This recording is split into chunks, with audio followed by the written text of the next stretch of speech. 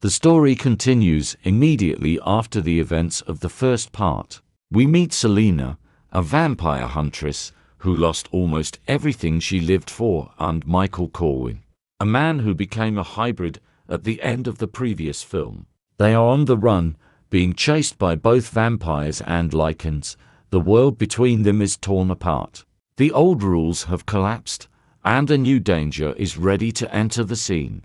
In the first minutes, an alarming atmosphere sounds: fog, deserted roads, a car, attempts to hide. Hope and fear alternate. Selena and Michael are trying to find answers and a foothold. But the world around them is full of enemies and secrets that are about to break out. 7 o'clock tome, main content. It gradually becomes clear that the events of the first part were the beginning of something much larger. The ancient line of the Corwin family awakens, and the primary source of the conflict comes to light: a fraternal couple who became the progenitors of vampires and lycans. To understand what is happening, Selena and Michael are forced to delve into the past, and the fate of both peoples depends on it. The panel of their pursuers is growing. The news about hybrid Michael is spreading, and this makes them a target not only for those living in the shadows. Selena is secretly sought out by former allies and new enemies, and we see how her determination is increasingly intertwined with her growing affection for Michael. They have to constantly change shelters, and at every turn there are skirmishes and tense retreats. In one scene, they try to find a safe place and come across a man who, as it turns out later, has information about the origin of the Corwins. This path leads them to a man named Alexander Corwin, the last of the ancient line to remain in a secret hideout. The meeting with Alexander becomes a turning point. He reveals that a virus entered the human lineage millions of years ago, and his family was the only one who survived. He had 3 sons, and one of them shared the fate of humans and animals.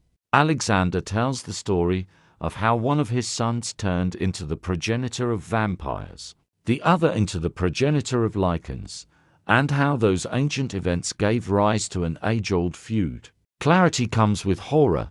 It turns out that Marcus, the first vampire, did not die at all, but was sealed and left in a state of confinement. His awakening poses a threat to all entities, and he is gaining strength by the minute. As Selena listens to this truth, actions unfold around her. Marcus is able to manipulate the entities of his origin. He is strong and cunning, and his awakening awakens ancient instincts and new chains of conflict. Selena and Michael have to keep running, but now they have a goal: to find a way to stand up to Marcus and protect what's left of their world. Alexander helps them understand that Michael, as a hybrid, poses a unique threat and hope at the same time. His blood is a bridge between the two races, the key to the genetic roots of the Corwin family. Over the course of a long narrative, we see how Marcus acts. He destroys the old rulers and established orders, turning the balance of power in one sharp movement. His awakening is accompanied by entanglements with other vampire elders, and an outright war for control. Marcus is not just an enemy, he is from the ancient world, who came to restore the purity of the family, and he sees Michael as a threat and at the same time a chance. Against this background, sidelines develop. The remaining vampires rummage through old hiding places, trying to figure out who to trust. Former enemies temporarily unite. Myths about the first virus are materialized in the form of open urban scenes of destruction and chaos. In many scenes, Selena is forced to make decisions that were previously alien to her, acting in a gray area, deceiving and exploiting human weaknesses. There are difficult conversations between her and Michael about fate, freedom, and the price that will have to be paid. We are also witnessing Michael's evolution. His nature is changing. He is struggling with internal transformations. He is not just physically different. His moral orientations are changing. He realizes that now his blood can give birth to a new kind, and this imposes a huge moral responsibility. In parallel, Alexander tells a more detailed story how one day his son, bitten by an unknown creature, became the first of the others, how the thirst for immortality and the fear of oblivion caused the creation of two faiths, one seeking control and the other seeking freedom. These explanations help the viewer understand not only why the war has been going on for centuries, but also why it is so merciless. As the story progresses, Marcus gathers forces around himself and seeks to destroy those who disagree with his vision. He attacks the old vampire strongholds, kills the elders, and their deaths bring chaos to an already unstable world. The scenes with his appearance are filled with epic, almost mythical brutality, demonstrating that this is not just a conflict for power, it is a clash of two principles of being.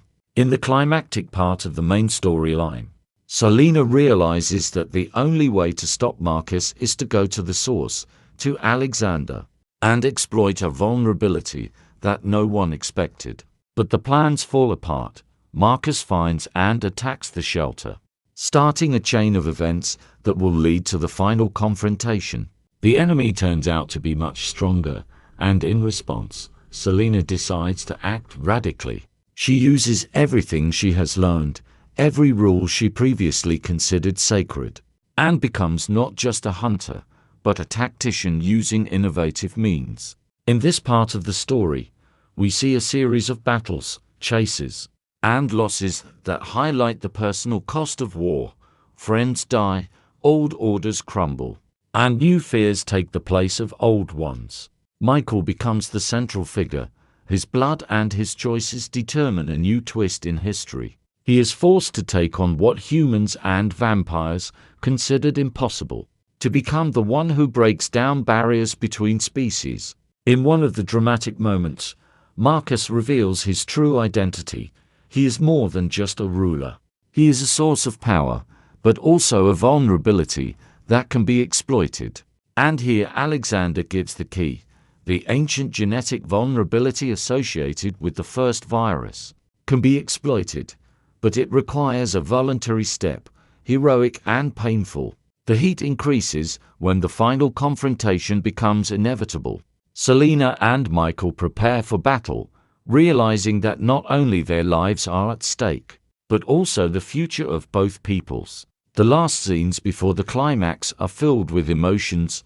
We see memories of the past, faces that are already gone, and the hope that the couple will be able to put an end to the age-old feud. The final battle unfolds as a clash of nature and immortality, where every effort, every blow necessarily has a symbolic meaning. Michael uses his unique nature to hurt Marcus, and Selena does the impossible. She leads the fight, risks everything, and eventually finds a way to end the threat. However, victory comes at a high price. The inevitable losses, the changes that have already taken place in the characters, and the future, which will now be different than before. In the final scene, we see the consequences. The world will not immediately become calm, but the title of the story has been changed. Humans, vampires and lichens now look at each other differently, because the basics of their origin have been revealed and the possibility of other paths has been shown. Selena and Michael leave the epicenter of the conflict, with the realization that their lives will not be the same as before. But in their eyes you can see the desire for a new life, where understanding can replace hatred. The story ends with an open note of hope and responsibility. The thread that connects the past and the future is now in their hands.